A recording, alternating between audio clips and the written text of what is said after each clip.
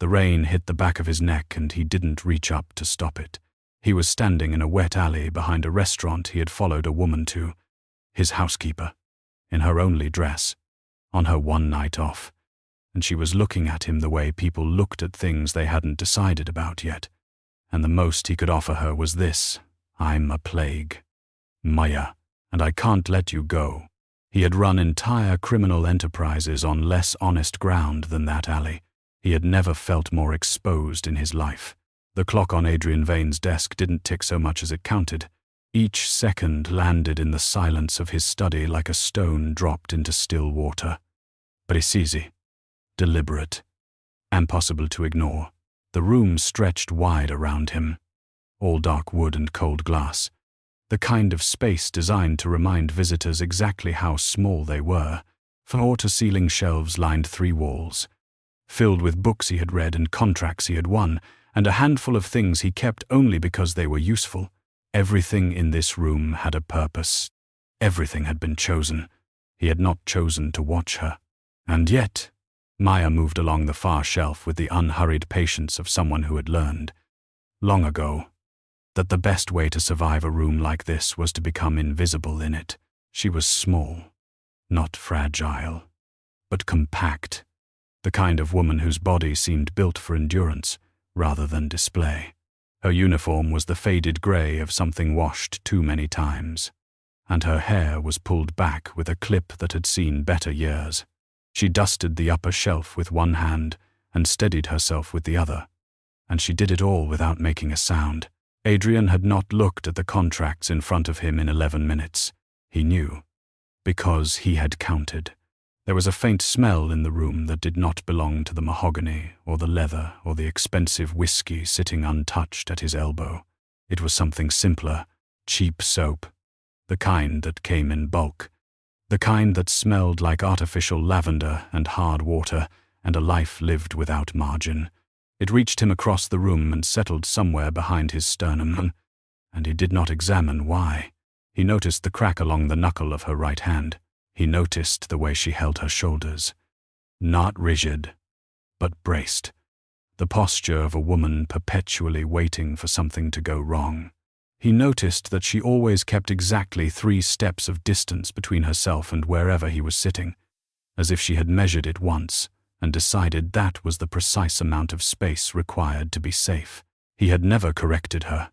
He told himself it was because she was efficient, quiet. She did not ask questions or linger or try to make herself memorable the way the others had. 16 people had worked in this house before Maya. Most had lasted less than a month. 3 had cried on their way out. 1 had left a resignation letter so formal it had almost impressed him. Maya had arrived on a Tuesday in the grey part of November, asked where the cleaning supplies were kept, and gotten to work. That had been almost 8 months ago. He reached for the whiskey, not to drink it, just to have something to do with his hands. The ice had melted. He didn't notice until the cold water hit his lip, and even then he only set the glass down and returned his gaze to the shelf.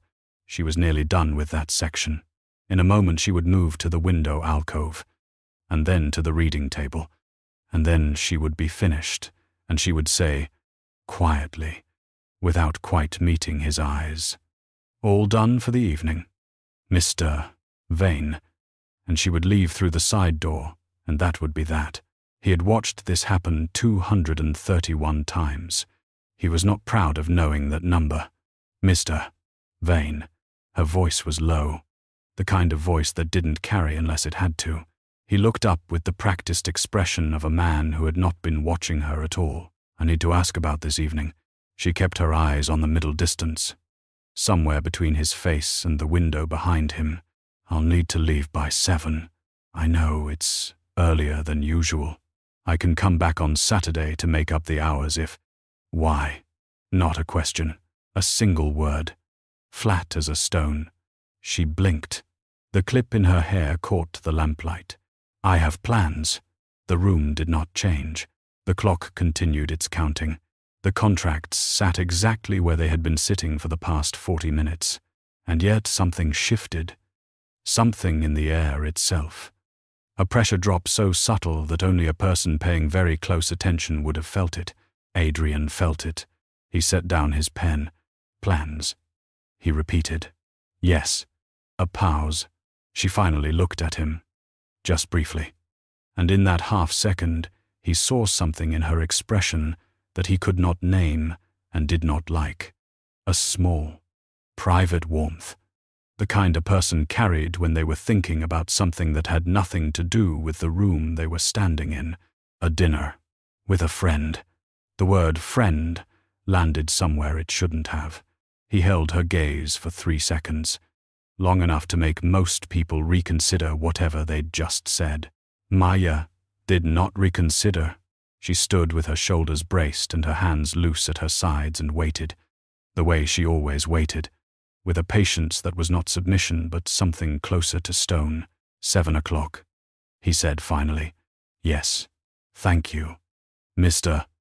Don't be late tomorrow. She nodded once and returned to the shelf, and the room settled back into its silence, and Adrian picked up his pen. He did not write anything. A friend. He turned the word over the way you'd turn something suspicious in your hands before deciding whether to put it down or crush it. In 8 months she had never mentioned a friend. She had mentioned her brother. Once. Carefully. In the context of a schedule conflict she needed to resolve. She had mentioned a bus route, a landlord, a pharmacy that closed too early. Never a friend. Never dinner. He thought about the way her expression had shifted when she said it. That small, private warmth. It hadn't been there for him. It hadn't been there for this room, or this house, or any of the 8 months she had spent moving quietly through both. It existed for someone else.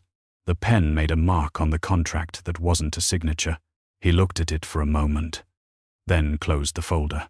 Outside the tall windows, the city was beginning to go dark.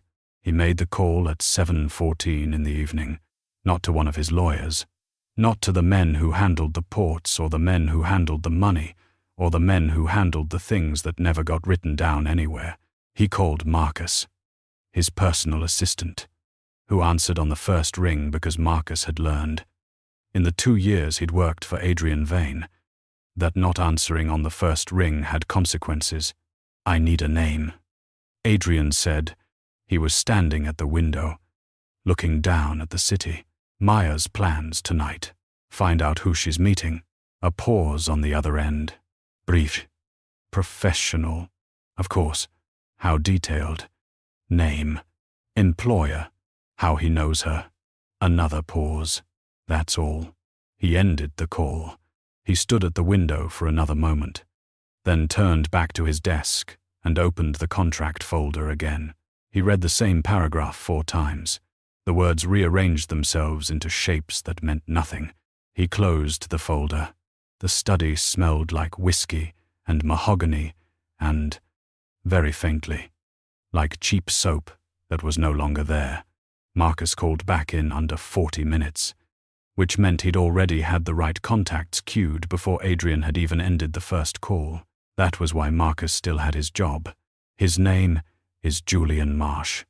Marcus said, 29, elementary school teacher, 3rd grade, public school on the east side of the city, originally from somewhere upstate, a small town, nothing notable, no record, no affiliations, a pause that lasted exactly 1 beat too long. He met Maya through a community literacy program about 4 months ago. He volunteers there on Thursday evenings. Adrian said nothing.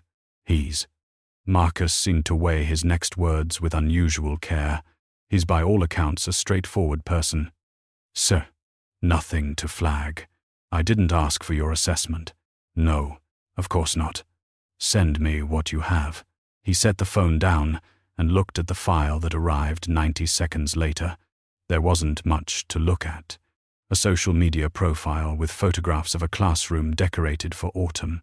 A paycheck that wouldn't cover the monthly maintenance on Adrian's cars.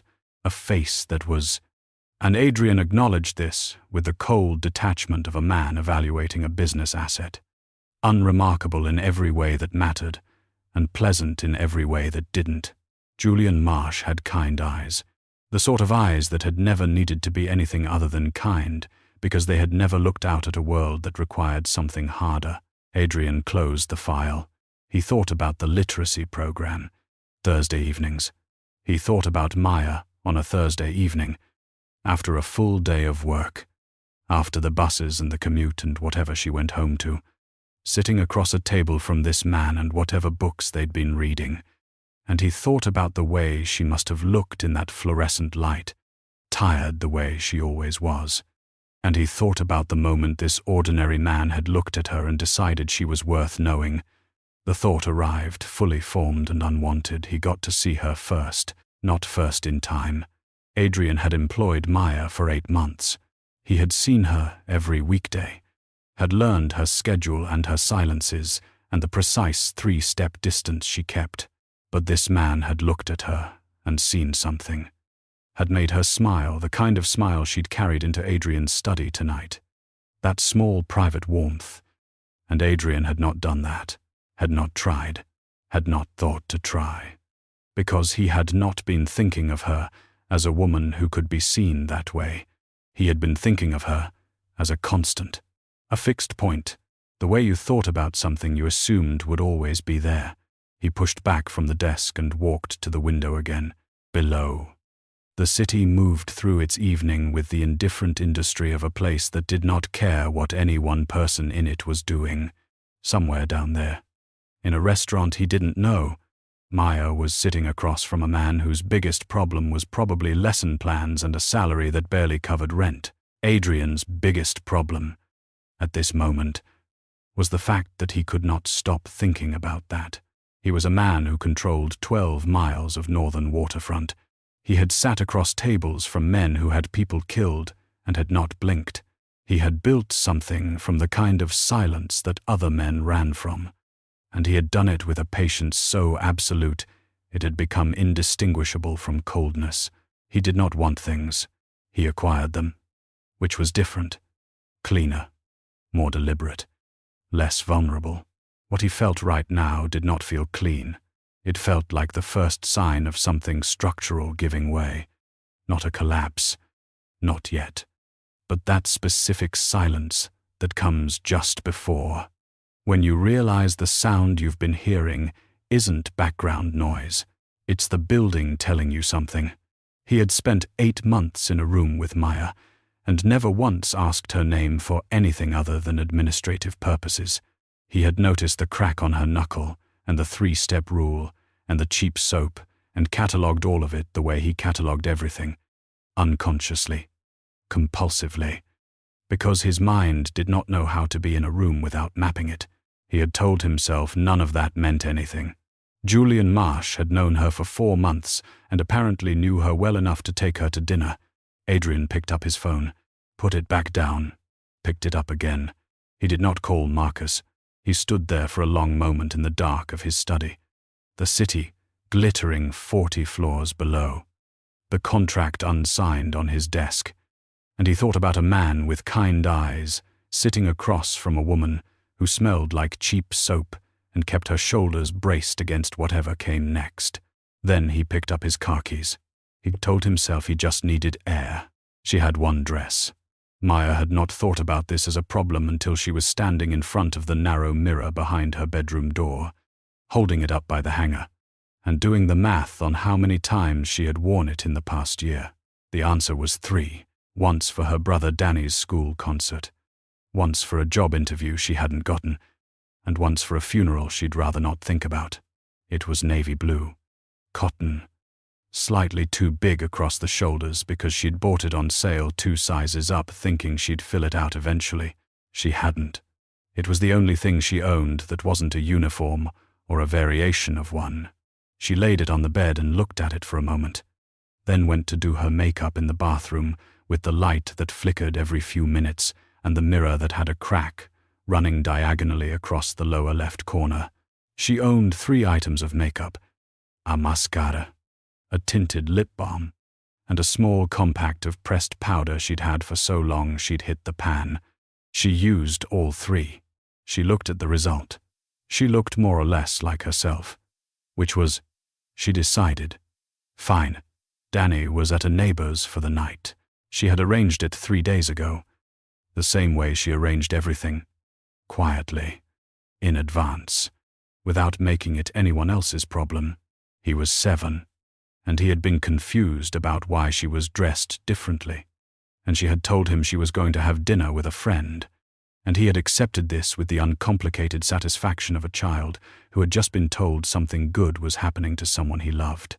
She had stood in the hallway after he left and felt, for a moment, something she didn't entirely trust, something light, a little dangerous in the way that hope always was. When you'd spent enough time without it, she caught the 7:15 bus. The dress was wrong for the weather. She knew it before she stepped outside and the November air hit her bare arms. But her only coat was the heavy one she wore to work, the one that smelled like cleaning solution and the inside of supply closets.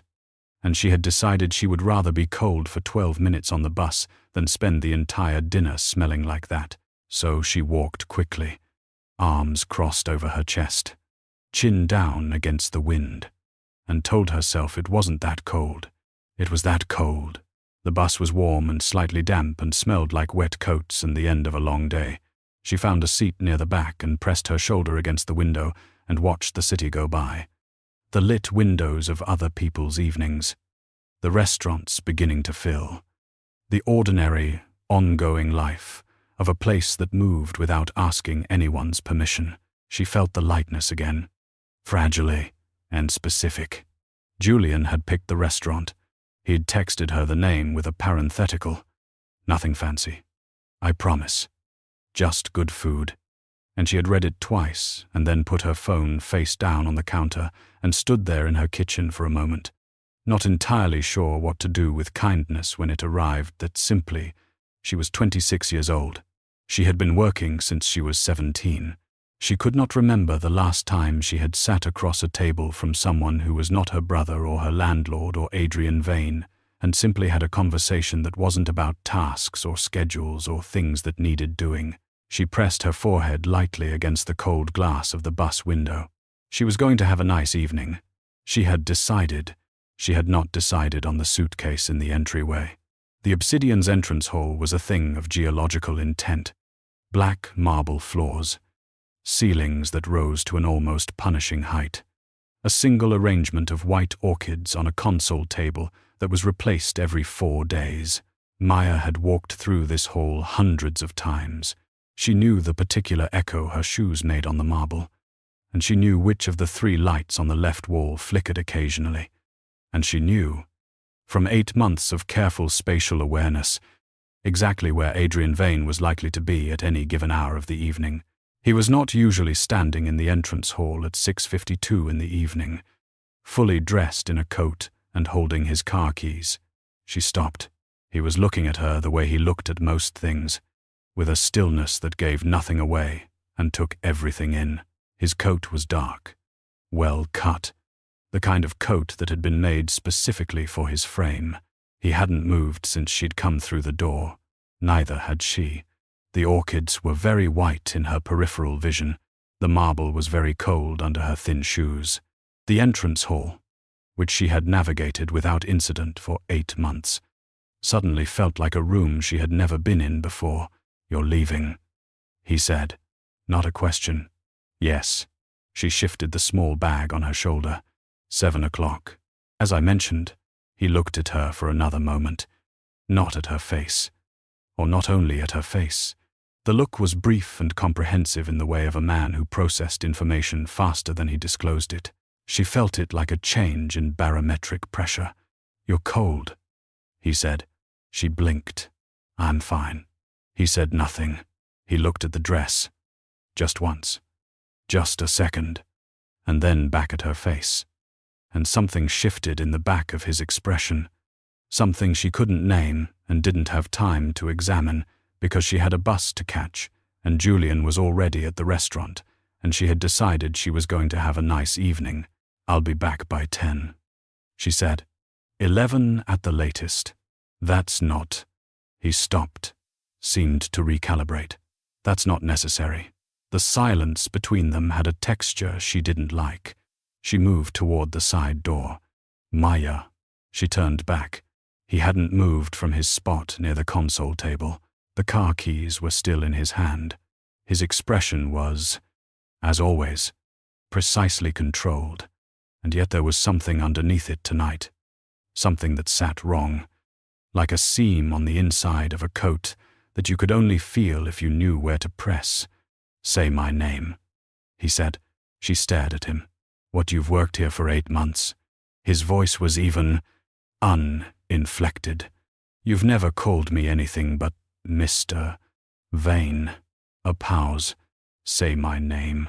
The entrance hall was very quiet. Somewhere outside. A car passed on the street below. She held his gaze for a long moment. She thought about the bus schedule.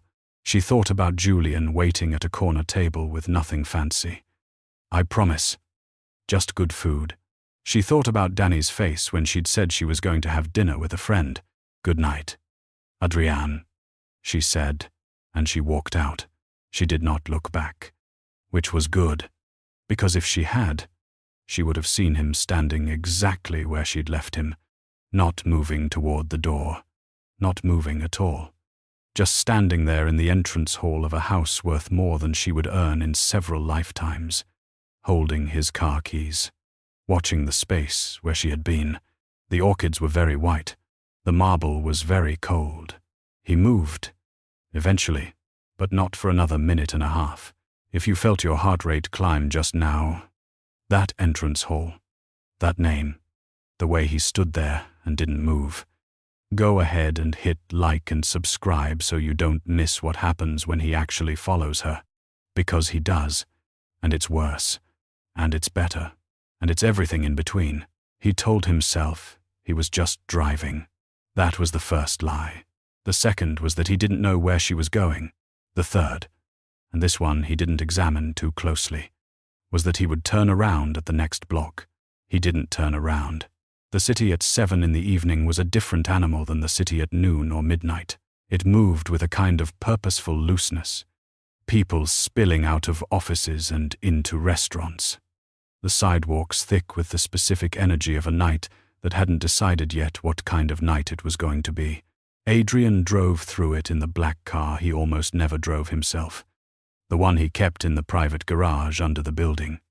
And he kept 3 car lengths behind the bus, because 3 car lengths was enough to see without being seen, and he was, at this particular moment, acutely aware of what he was doing and choosing to do it anyway. That awareness did not make him stop. The bus made 4 stops before she got off. He watched her in the side mirror. Small figure, navy dress, no coat, arms crossed against the cold with a practicality that had no self-pity in it at all.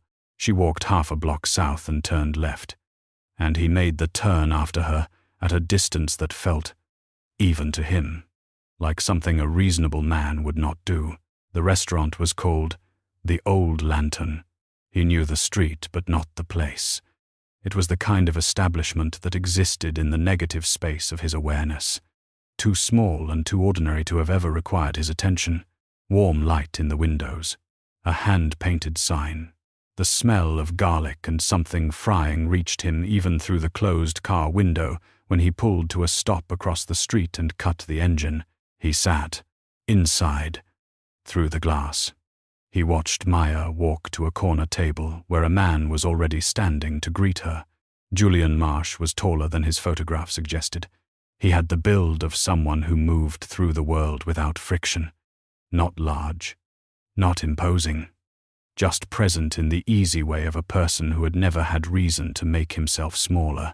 He smiled when he saw Maya, not a practiced smile, not the kind deployed at a distance to establish position, just a smile, immediate, unguarded, the expression of a man who was genuinely glad that the specific person walking toward him was the one walking toward him. Maya smiled back. Adrian had seen Maya smile before.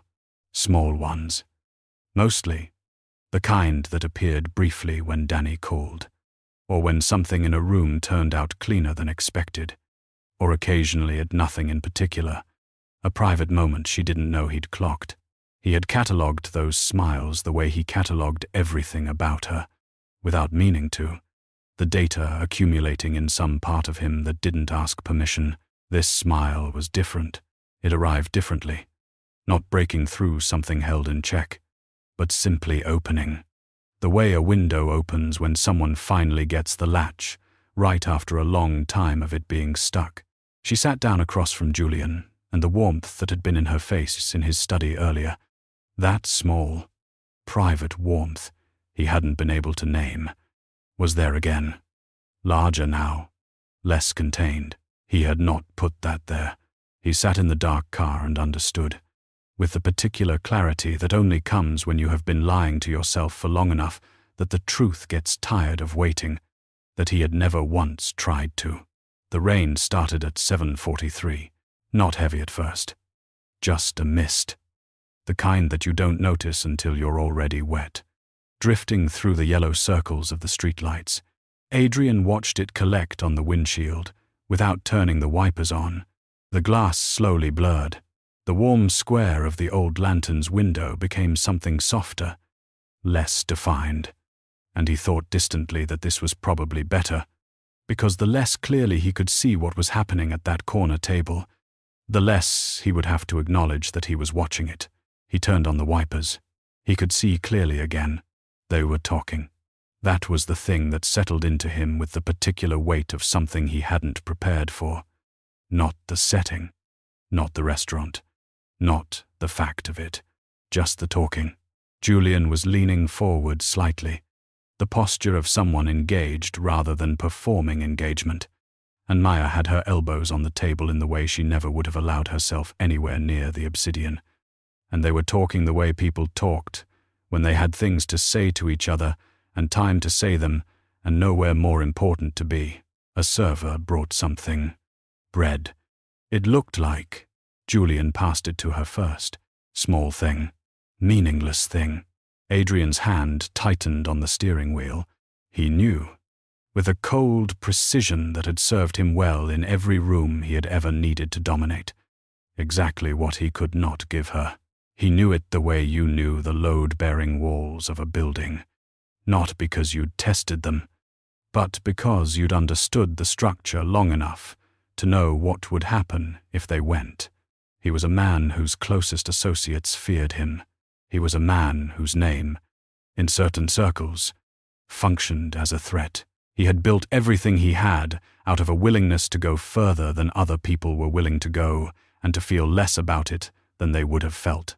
And that capacity, that specific, cultivated coldness, had never once served him the way a person needed to be served at a corner table in a warm restaurant where someone passed you the bread first. Julian Marsh could give her evenings like this one, unremarkable, warm, the ordinary texture of a life built on a foundation that didn't require anyone to look the other way. Adrian Vane could give her a house on a cliff and a uniform that was faded at the elbows and the particular safety of being useful to a man who had never looked at her as anything more than a fixed point in a room he needed to stay ordered. He sat with that for a long moment. Then Julian reached across the table and put his hand over Maya's. It was brief, gentle, the kind of touch that asked rather than took. A question, not a statement, placed carefully in the space between them and left there for her to answer or not answer as she chose. Adrian was out of the car before he'd decided to move. The rain had thickened while he'd been sitting. It hit his coat and his hair and the back of his neck with the flat indifference of weather that had no interest in the particulars of any one person's situation.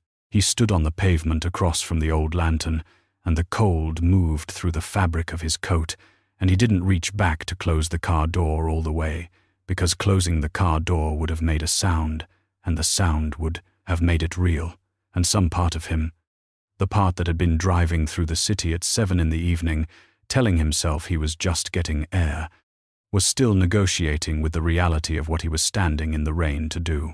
He looked through the window. Maya was looking down at the table. Julian was saying something. Her hand had not moved away from his, but she hadn't turned her palm up either. She was just sitting with it. That careful suspension of a person who was not sure yet what they wanted the answer to be. The scar on Adrian's left hand, the one along the base of his thumb, the one that had been there so long he'd stopped seeing it, felt, in this moment, very present. He was standing in the rain outside a restaurant he had never been to, watching a woman he had employed for 8 months sit across from a man who taught 3rd grade and volunteered on Thursday evenings, and he was doing this because a hand had touched hers across a table, and the fact of it had moved through him like a fault line, quiet and total and impossible to unfeel. He should get back in the car. He should drive home, sign the contracts, pour the whiskey that had been sitting on his desk since 5 o'clock.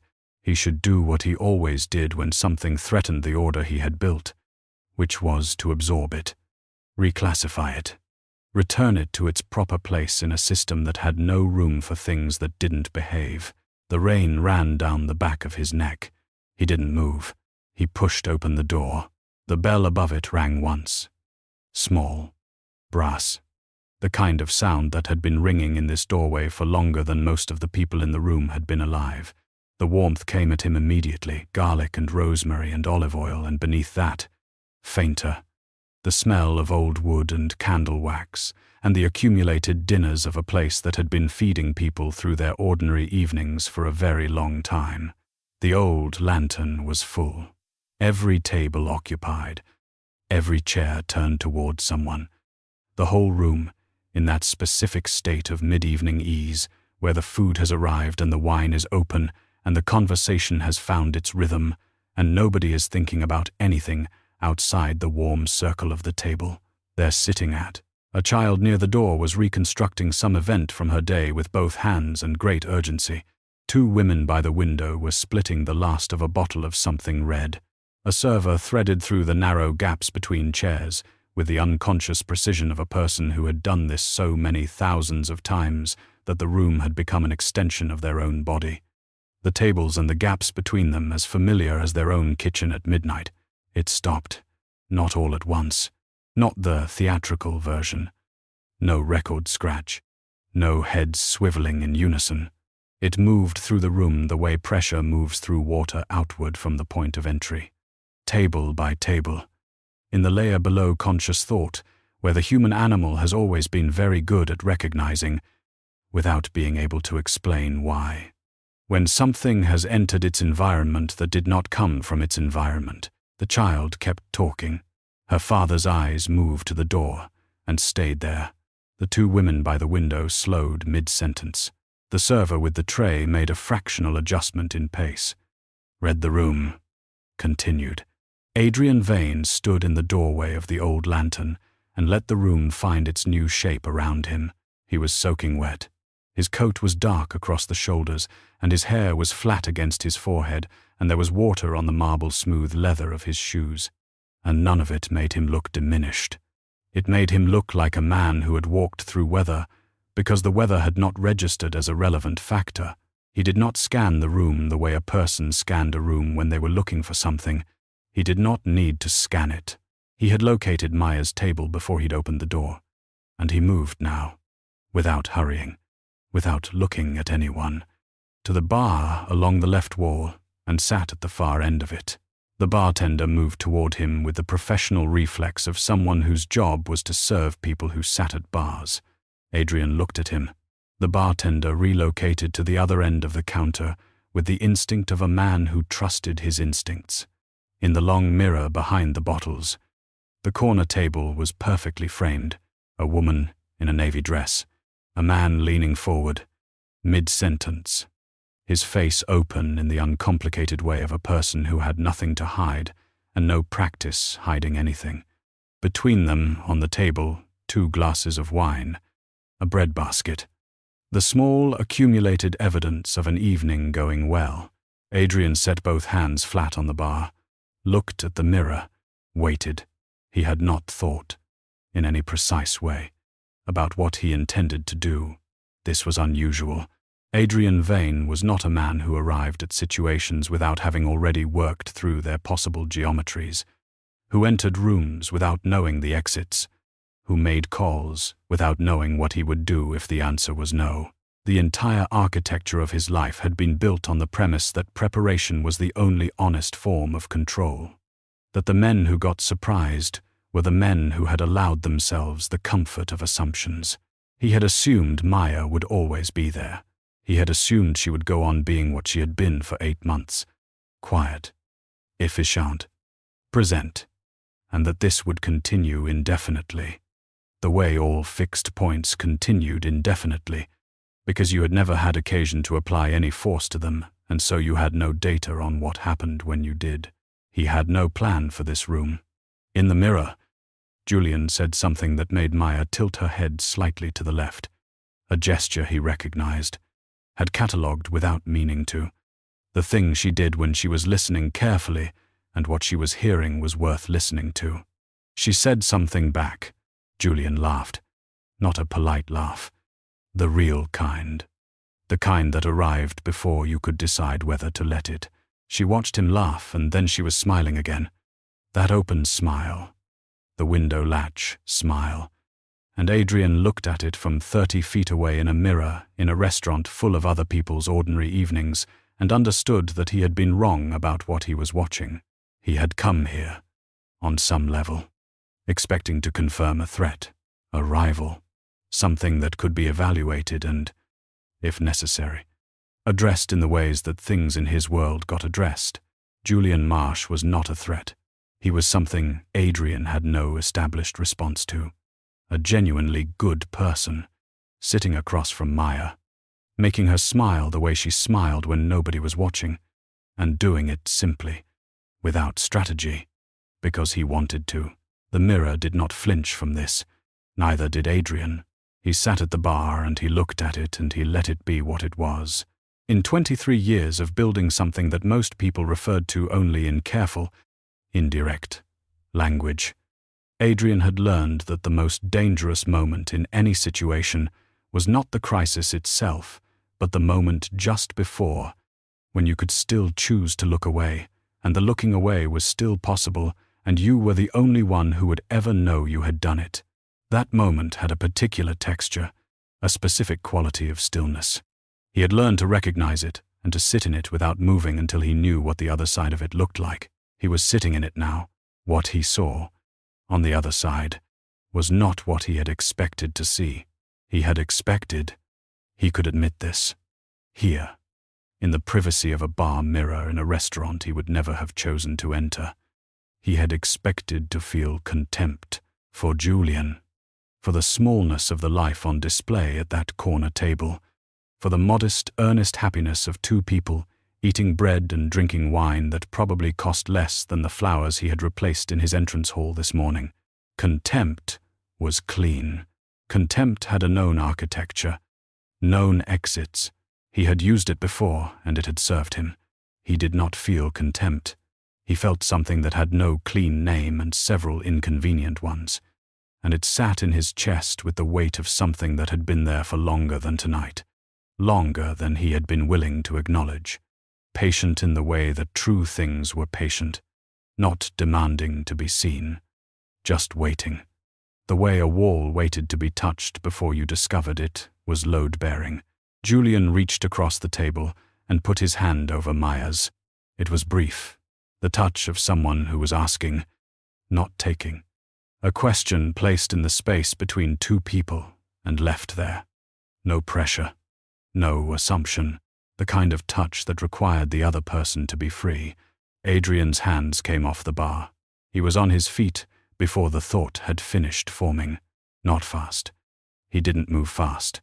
Had trained himself years ago out of the kind of reactive speed that broadcast intention, but he was standing, and then he was moving, and the room did its pressure wave thing again as he walked toward the back, past the server's station, through the kitchen door's push of heat and noise, down the narrow hallway that smelled like cleaning solution, and the back-of-house reality of a place that worked hard to look effortless from the front. The door at the end of the hallway opened onto an alley. She was already there. Maya had her back against the wet brick, arms crossed, and she was looking at the ground when he came through the door. She did not startle. She raised her head with the controlled deliberateness of someone who had heard the door and chosen, consciously, to take one breath before looking up. She looked up. He stood in the doorway, and the rain came down past the frame of it, straight and indifferent, and he looked at her across the narrow width of the alley, and she looked back at him, and for a moment neither of them moved. He was aware of how this looked. He was aware of himself in a way he was rarely aware. The wet coat, the water on his face, the fact of being in this specific alley, at this specific hour, having followed a woman through the city in his own car because a man had reached across a restaurant table and put his hand over hers. He was aware that there was no version of this that he could frame as anything other than what it was. He didn't try. The rain ran down the back of his neck. He didn't reach up to stop it. Maya's dress was soaked at the shoulders where the overhang didn't reach. Her arms were crossed against the cold, her shoes dark with wet, and she was looking at him with an expression he had to work to read. Not the careful blankness she wore in his study, not the warmth she had been wearing inside, but something underneath both of those. Something older and less managed. He catalogued it the way he catalogued everything, and then stopped cataloguing and simply looked at her, because she deserved, at minimum, to be looked at honestly. Her jaw was set. She was angry, not frightened. He registered the absence of it with something that was almost relief. Though relief was not a sensation, he had much practice identifying, not confused, not tearful, not any of the responses he might have expected from a woman who had just found her employer sitting at the bar of the restaurant she'd escaped to on her one evening off. She was angry in the specific, clarifying way that people got angry when they had been patient for a long time and had just run out of patience. And she was doing it with her chin up and her back straight and her arms crossed, not for comfort but for structure, because she was cold and angry and still, somehow, entirely herself. He had never seen her like this. He found he could not look away. She pushed off the wall. 3 steps brought her to the center of the alley, equidistant between the door and where he was standing, and she stopped there and looked at him in the rain with the expression of a woman who had something to say and was deciding, in real time, whether the situation warranted the cost of saying it. It did. He saw the moment she decided. She took one breath, and then she said it, not loudly, not with the theatrical volume of a person performing anger for an audience, but in the low, clear voice of someone who meant every word precisely and was not interested in saying any of them twice. "You are ruining the only night I get to be nobody." The alley was very quiet after that. The rain made it sound on the wet ground. Somewhere above them, a window was open, and the faint noise of a television drifted down and then away. He stood in the doorway, and she stood in the rain, and the space between them was exactly the width of everything neither of them had said in 8 months. He looked at her. She looked back. Her shoes were ruined. He could see that from where he was standing. The thin soles gone dark and soft with water. The kind of shoes that had not been built for this and were not going to recover from it. He had noticed her shoes before, in the same way he had noticed all of it, without meaning to. The data accumulating in a part of him that did not ask permission. He was noticing them now, and the noticing was different, because now there was nothing between him and what the noticing meant. She had one dress. He had understood that the moment she'd walked through the entrance hall earlier, the care with which she'd worn it, the small, precise effort of the makeup, the way she'd carried the whole thing with a dignity that required no acknowledgement and asked for none. She had one dress, and she was standing in an alley in the rain in it, and it was ruined, and it was his fault. He opened his mouth. The words that came out were not the words of a man who controlled 12 miles of waterfront. They were not the words of a man who had sat across from dangerous men and said less than he knew and taken more than they'd expected to give. They were not strategic or useful or anything that served any purpose he'd ever valued. They were just true. "I know," he said. "I know what I am." A pause. "The rain. I'm a plague." "Maya." His voice was level, Not confessional. He didn't have the equipment for that. Didn't know how to make his voice do the soft things that the word required. Just factual. The way he was factual about everything. Even this. I have been one for long enough that I stopped noticing the damage. Another pause. Longer. I don't want to infect what you have. I came here telling myself I just needed. He stopped. Started again. I don't have a good reason. There isn't one. She was watching him. He met her eyes across the alley and did not look away. Because looking away would have been the final dishonesty, and he was out of those. But I can't let you go. The words landed in the wet air between them and stayed there, unretracted, offering nothing. No promise attached. No softening. No version of, I can't let you go. That was anything other than exactly what it said. He had not said I won't. He had not said I don't want to. He had said can't, which was the most honest word he owned, and he had said it in an alley in the rain to a woman in a ruined dress, and it was possibly the most vulnerable thing he had ever done, and it felt nothing like he would have expected vulnerability to feel. It felt, strangely, like putting something down. Maya stood in the center of the alley and looked at him for a long time. The rain came down. So, here's the question. She's standing in the rain in her only dress, and he's in the doorway, and she has every reason to walk away, and exactly one reason not to. What would you do? Drop it in the comments. I read every single one. She didn't move for a long time. The rain came down between them with the patient indifference of something that had been doing this long before either of them existed and would go on doing it long after. And Maya stood in the center of the alley with her arms crossed and her ruined shoes and her one dress, and she looked at Adrian Vane, and she thought about a number of things in rapid, overlapping sequence, the way you thought about things when your body had gone very still and your mind had not. She thought about Danny, the specific weight of him when he fell asleep on her shoulder on the bus, the way he trusted her with the absolute totality of a 7-year-old who had never had reason not to. She thought about the neighbor's apartment where he was sleeping right now, warm and unconcerned, dreaming whatever 7-year-olds dreamed about. She had built the whole architecture of her life around that weight. Every decision, every hour of overtime, every uniform washed and reworn and washed again, all of it load-bearing, all of it in service of keeping that specific small person safe and warm and unconcerned. She thought about the dress, navy cotton, 2 sizes too large, bought on sale 3 years ago, on the logic that she would grow into it eventually. She had not grown into it. She had grown smaller. If anything, not thinner, but compressed. The way things got compressed under sustained pressure, denser and harder to read from the outside. The dress had been the best thing she owned, and now it was wet through and would never quite lie right again after this, and she had known, stepping out of the alley door into the rain, that this was happening, and she had come out anyway, because the alternative was standing in a hallway that smelled like mops and waiting for something she didn't understand to pass.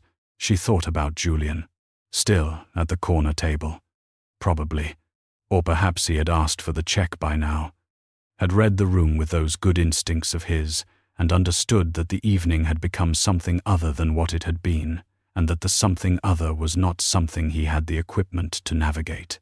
She hoped he had ordered dessert. She hoped he had sat there for a while longer in the warmth of the old lantern and finished his wine and left a good tip and walked home under an umbrella and felt, by the time he reached his door, that the evening had been worthwhile anyway. Even with the part at the end, Julian deserved that. Julian deserved uncomplicated evenings that ended as they were supposed to end. And then she thought about what Adrian had just said. I'm a plague. Maya, not the words of a man making an argument, not the words of a man trying to persuade her of something or position himself advantageously or do any of the things that men in his position did when they wanted something they hadn't yet taken. He had said it the way he said everything. Level. Precise. Stripped of ornamentation. but the content of it had been something she had not been prepared for. Because in 8 months of working in his house, in 8 months of 3-step distances, and Mr. Vane and the careful geography of a dynamic that she had understood to be entirely one-directional, she had not once heard him say anything that admitted a limit. He always knew where the exits were. That was what she had understood about him, in the instinctive, body-wise way that you understood things about people you moved around every day without ever discussing them. He always knew where the exits were, and he never moved toward them, and he never admitted that he'd been looking for them. He was a man who had built a life on the premise that needing an exit was a form of weakness, and weakness was something that happened to other people. Can't. Like a structural fact, like something he had looked at directly, for possibly the first time, and found he could not argue with. She stood in the rain and looked at him and tried to locate, somewhere in the past 8 months. The moment this had started, she could not find it. It had not been a moment. It had been accumulation. The way certain things accumulated, without announcement, until one day you looked at what you had and understood it was more than you had been accounting for. He had been watching her for 8 months, not the way that frightened her. Not the way of men who watched women the way they watched things they intended to take. Something different, something she was only now finding language for. Standing in a wet alley with the rain on her bare arms, and her thoughts moving faster than they usually moved, because something in her had understood before she did that this moment required her full attention. He had been watching her the way a man watched the one thing in a room he had not yet allowed himself to want. That was not comfort. It was not a reason to trust him, and she knew it was not a reason to trust him, and she was not confused about that. He was dangerous in ways she couldn't fully see, in ways that existed below the surface of the entrance hall, and the study, and the faded uniform, and the 3-step rule, in ways that had to do with things that happened in buildings she would never enter, and conversations that never got written down. She knew this. She had always known it the way you knew about the weather in a place you had decided to live anyway. But he was standing in the rain. He had not gone back inside. He had not sent Marcus, had not made a call, had not deployed any of the mechanisms available to a man of his particular capabilities to manage a situation that had grown inconvenient. He had come through the door himself, in the rain, with wet hair and ruined shoes, and no plan. And she knew, from 8 months of watching him operate in his own environment, with the absolute controlled efficiency of a man who treated improvisation as a failure of preparation, she knew what it cost him to be here, with no plan. She uncrossed her arms, not a gesture of openness. She wasn't there yet. And her body was honest about where she was, just a change in posture, a small deliberate shift from closed to something adjacent to ready. She looked at him across the width of the alley. He had not moved from the doorway. He was still wet, still giving her the particular quality of attention he had apparently been giving her for 8 months without her full knowledge. The complete, undivided, cataloging kind that most people found uncomfortable and that she found, standing here right now, oddly steadying. Because at least she knew it was real. He wasn't performing patience. He was incapable of performing things. "I need you to understand something," she said. Her voice was steady. She had not expected it to be steady, and it was. "I am not a thing in your house. A pause. Not for effect. For accuracy. I am not a habit. I am not a fixed point." She held his gaze. The rain was cold on her shoulders. "I am a person who took a job because I needed the money, and I have been doing it well, and I have asked nothing from you, and I have given you no reason to believe that the arrangement was anything other than professional." He listened. He was very good at listening. He listened the way he did everything, with his full attention, not filling the silence with his own preparation for response, but actually taking in what was being said. She kept going. "Whatever this is, whatever you just said to me, I am not going to pretend I didn't hear it, or that it doesn't." She stopped, started again. I am not going to pretend it doesn't matter, but I need you to know that if I make a choice here, it's mine, not yours. You don't get to decide what happens next just because you're the one who followed me here. The alley held the silence after that with a kind of respect. Adrian looked at her for a long moment. The water moved down the side of his face. He did not wipe it away. He said nothing. She had expected him to say something. She had been braced for the version of this where he responded with a counter, a position, a reframing.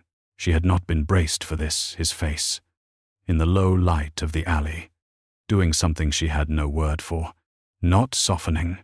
His face did not soften, but something moved behind it. Something adjusted. He nodded. Once. Small. It was the most she had ever seen him give. She stood in the rain in her ruined dress and looked at this man, wet and still, and more exposed than she had ever seen him. The controlled surface of him cracked just barely along one seam, just enough to see that there was something inside it that was real and unmanaged, and probably had been for longer than either of them knew. And she made a decision. Not because she trusted him. She did not trust him. Not the way she trusted Danny's teacher, or her neighbor, or the pharmacist who remembered her name. She did not know enough of his world to trust it, and she was not going to pretend otherwise. But she had looked at him in this alley, and he had said can't, and he had nodded once, and he had not moved, and he had not taken anything, and he had not promised anything, and all of that together added up to something she did not have a clean name for but recognized. She walked toward the street. Adrian watched her go. He did not move from the doorway. He watched her walk the length of the alley toward the street entrance, and he stood very still in the rain, and the expression on his face was the expression of a man watching something he was not certain he deserved walk away from him and finding. In this new argument, she reached the mouth of the alley. She stopped. She did not turn around. She stood there for a moment, facing the street, the rain moving down her back, her arms loose at her sides. The street beyond was ordinary. Passing cars. A couple sharing an umbrella. The amber wash of a streetlight on wet pavement. The world. Continuing its business. She had made her decision. She turned around. He was still there. He had not moved. Had not spoken. Had not taken a single step toward her. Had simply stood in the doorway in the rain and waited. Because she had told him it was her choice, and he had. Impossibly. Listened. She crossed the alley. She walked past him through the doorway, through the hallway, through the restaurant, not looking at the bar, not looking at the corner table, keeping her eyes forward. Out through the front door and across the street to the dark car waiting at the curb. She did not look back to see if he was following. She knew he was. She stood at the passenger door and the rain came down and the street went about its evening, and she waited.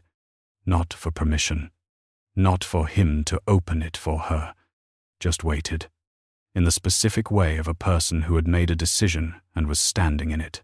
Feeling its full weight. Not running from the weight. His hand reached past her and opened the door. She got in. The car smelled like leather and expensive things and something underneath both of those that she could not name. Something darker and more human. The smell of a person rather than a persona.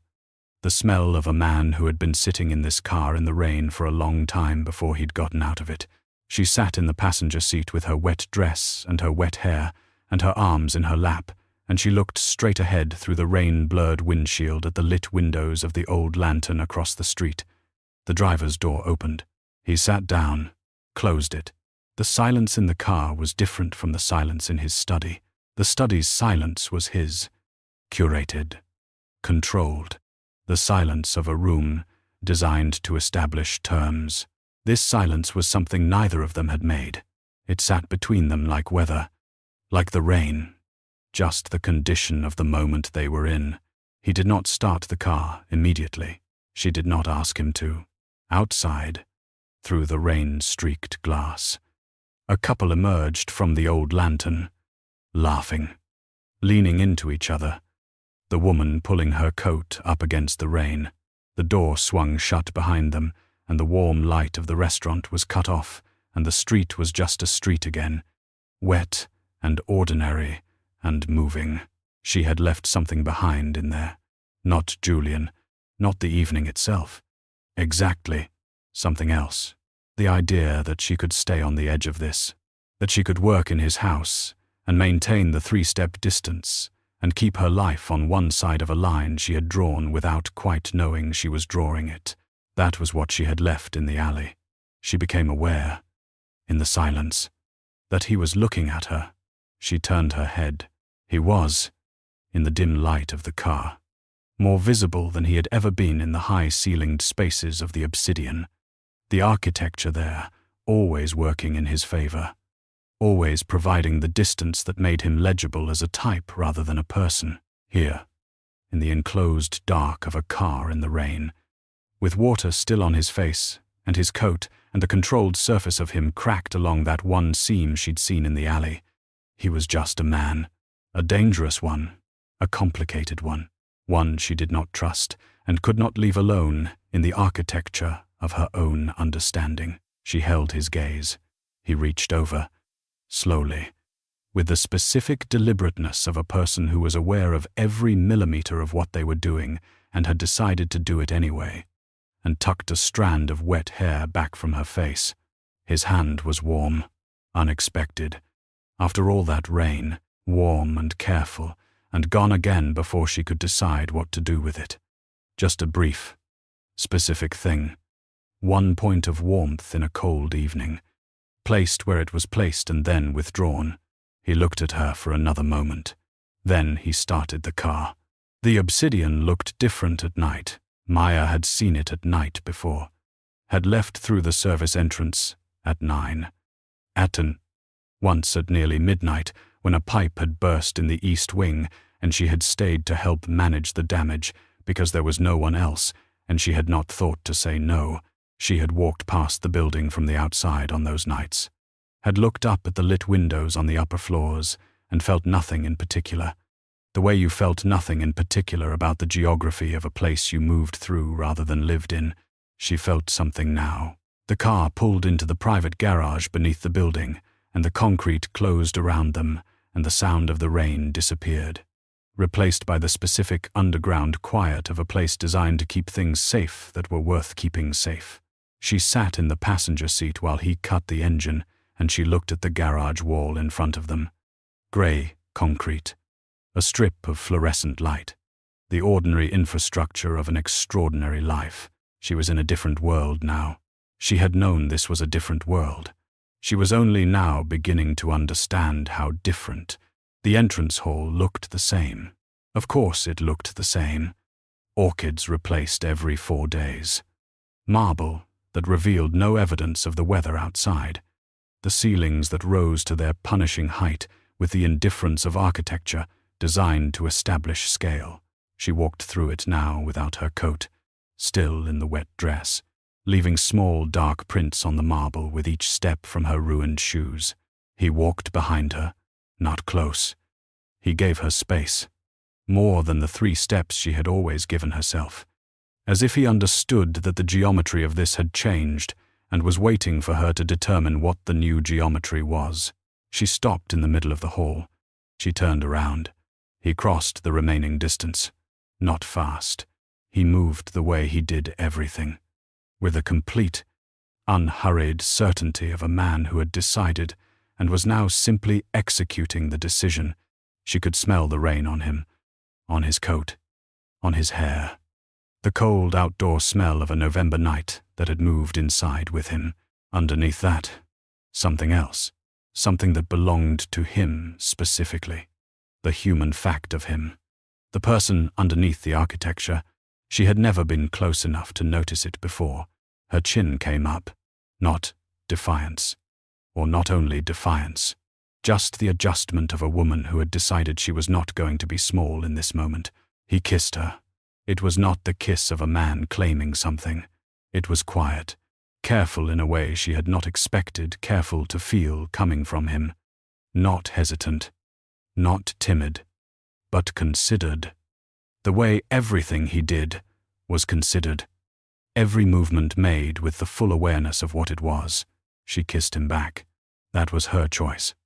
Made in the same moment she had made the other one in the alley.